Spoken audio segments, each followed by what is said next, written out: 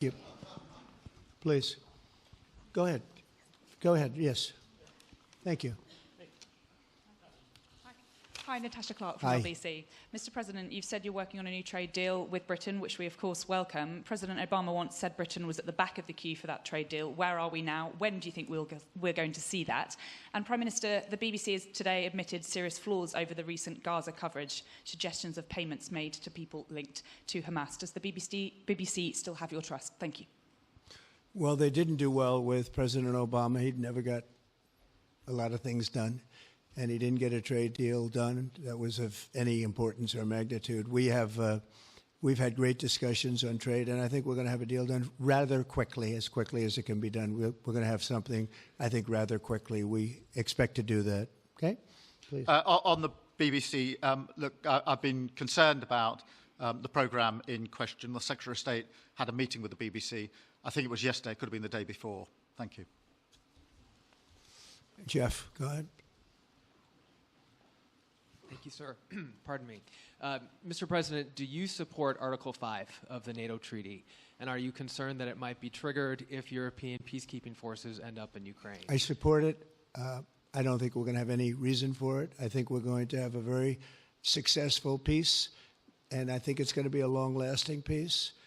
And I think it's going to happen hopefully quickly. If it doesn't happen quickly, it may not happen at all. And we want it for two reasons. Number one, I want to see on a humane basis, I want to see soldiers stop getting shot, because largely it's soldiers now. Towns have been obliterated, but it's largely that. And I don't want to pay billions and billions and billions of dollars, nor does the Prime Minister or anybody else, on a senseless war that should have never happened. And we're going to get it taken care of. But I think it's going to be a peace that's going to be long-lasting. Do you have a question for the Prime Minister?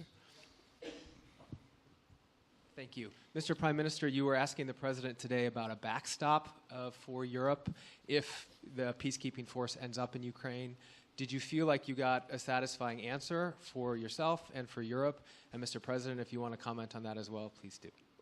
I felt we had a very productive discussion. Obviously, as the President says, the deal has to come first. But yes, our teams are going to be talking about how we make sure that deal sticks, is lasting and enforced. So our teams will be talking about that. Okay. Please, Blue. Mr. President, some experts think it could take more than a decade to mine the precious minerals from Ukraine. How much should the U.S. expect to receive, and when do you expect to see that come to fruition? Well, we're never going to know that answer, but by our being in Ukraine and doing the exploration and also the digging and taking the rare earth, which we need in our country very badly, we'll be doing a substantial amount of work, probably about at least what we have in there, and we hope to be able to do that. You never know when it comes to that. You know, you dig and maybe things aren't there like you think they're there, but we'll be spending a lot of time there. It'll be great for Ukraine. It's like a huge economic development project, so it'll be good for both countries. Okay? Please. Prime Minister, excuse me, Prime Minister, you've talked about putting British soldiers' boots on the ground in Ukraine in the event that President Trump succeeds with his peace deal. But can you do that without a firm assurance that America will have our back in the form of some kind of security guarantee were Putin to breach that agreement? And Mr. President, tomorrow you're seeing President Zelensky to sign this deal on minerals and energy that could be hugely important to the United States. Will you take the opportunity to apologize to him for calling him a dictator while praising Vladimir Putin, who is a dictator? Well, Robert, let me start by saying I've been really clear today and previously that I think that European countries, including the United Kingdom, need to step up in our own defence and security. We've been doing that in recent days. You saw the announcement we made on spending just the other day. In addition to that, I've made it clear that the United Kingdom will play its full part in ensuring that if there's a deal, and we hope there is a deal in Ukraine, that is a lasting deal that sticks. And we're obviously working with other European countries on that, France and NATO in particular. But I think I'm hosting 18 countries on Sunday to further our discussions.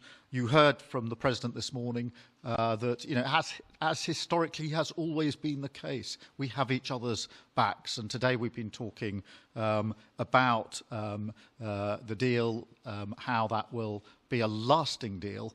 And coming out of this, our teams will now be talking in detail about that. And I think we're going to have a very good meeting tomorrow, 11 o'clock. And I think we're going to have a very good meeting tomorrow morning. We're going to get along really well, okay? We have a lot of respect. I have a lot of respect for them. We've given them a lot of equipment and a lot of money, but they have fought very bravely, no matter how you figure it. They have really fought. Somebody has to use that equipment, and they have been very brave in that sense. Yeah, please, go ahead. The ceasefire deal is nearing an end this Saturday, and there's been some worry that phase 2 might never get there. Do you believe that phase 2 of the ceasefire in Gaza will come to fruition? And have you spoken to Netanyahu about it? And for the Prime Minister, this peacekeeping deal has been pushed forward by the UK and France as well. Have you been in discussions with any other European countries to join this initiative? And are you expecting Commonwealth countries to also join the effort? Thank you. So we're working very hard in the Middle East and Gaza and all of the problems, and it's been going on for years and years and centuries and centuries. It's a tough neighborhood, but it could be a very beautiful neighborhood, and I think we're going to come up with some pretty good solutions. But phase 1 is almost complete. We've had some people that have been very seriously injured, very seriously hurt, both physically and mentally. They've come out of there very, very, and some of them in very, very bad shape. It's shocking. Many young people aren't in bad shape. Young people are strong, healthy. They don't die. People have come out dead, young people and old people. It's a rough situation, but I think we're going to make it much better, and I think that we've had a huge impact on that since we've been in just the 4 weeks. I think we've had a huge impact on Gaza, the Middle East, and we have some pretty good talks going on concerning lots of other people that are going to make it better. So we'll see what happens. Nobody really knows, but we'll see what happens. But I think we've had a very positive impact. Prime Minister? Yeah, on the question of the European countries, yes, I've spoken to a number of countries, particularly in the last few weeks. We had a meeting in Paris last week. I've got a meeting on Sunday with 18 countries to further our discussions. Obviously, we've been talking quite intensely to our French colleagues and to NATO, but to other countries as well, because, as I say, I think it's important for European countries, including the United Kingdom, to step up and do more in the defence and security of Europe and our continent and the United Kingdom, and we'll do so. Well, we're talking to a number of other countries. Thank you. Yes, in the red, please.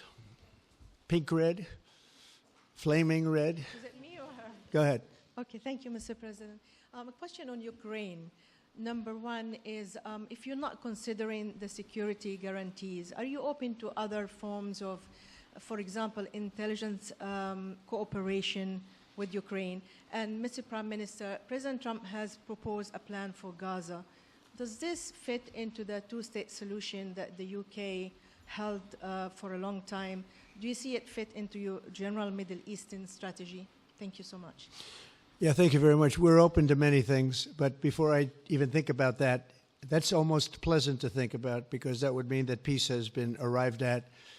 We have to arrive at that peace. And, you went 3.5 years with an administration that never even really had a meeting. They didn't have a meeting on peace.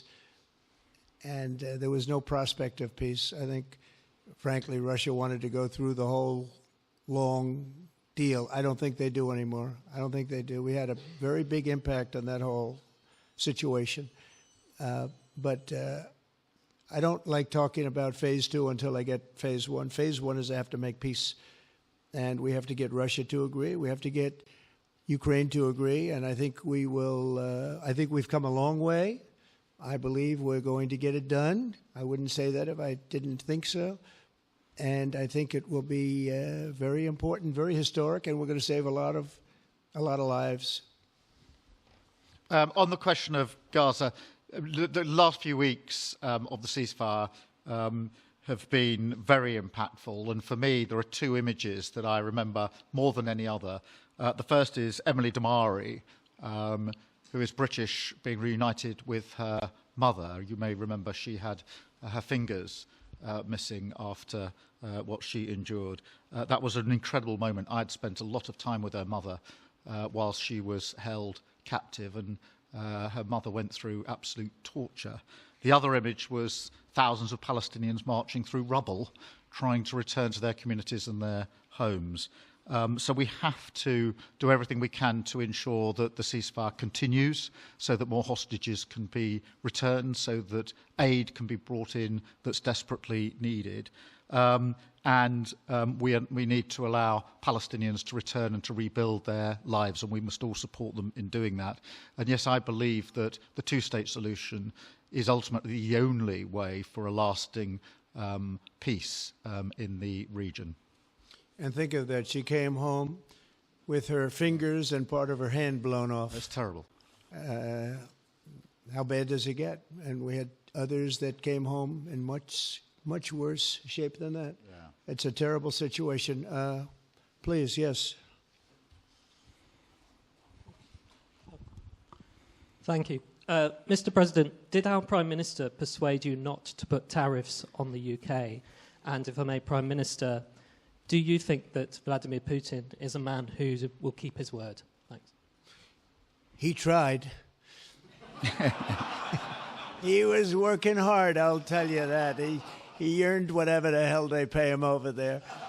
But he tried. I think there's a very good chance that in the case of these two great friendly countries, I think we could very well end up with a real trade deal where the tariffs wouldn't be necessary. We'll see, but he earned whatever they pay him. He earned today. He was working hard at lunch, and I'm very receptive to it. I think in all fairness, in all seriousness, I think we have a very good chance at arriving at a very good deal. JD and Scott and Howard, all the people are working on it, and I think we have a good chance at arriving at a deal that could be terrific, really terrific for both countries. Okay, thank you. On the second part of the question, I think my views on Putin are pretty well rehearsed and pretty well known. My concern is that if there's a deal, and I hope there is a deal, that it must be a lasting deal, that it's not a temporary measure. And that is why I think it's really important that Putin knows that this deal, a historic deal, which I very much hope comes about, is there, and it's a lasting deal. And that we're able to deal with any inclination he has to go again or go further. I think we'll have two deals. I think we'll have a deal on ending the war, and I think we're going to end up with a great trade deal with you. And it's an honor to be with you, and I want to thank everybody very much. Thank you very much. Thank you. Thank you very much. Thank you.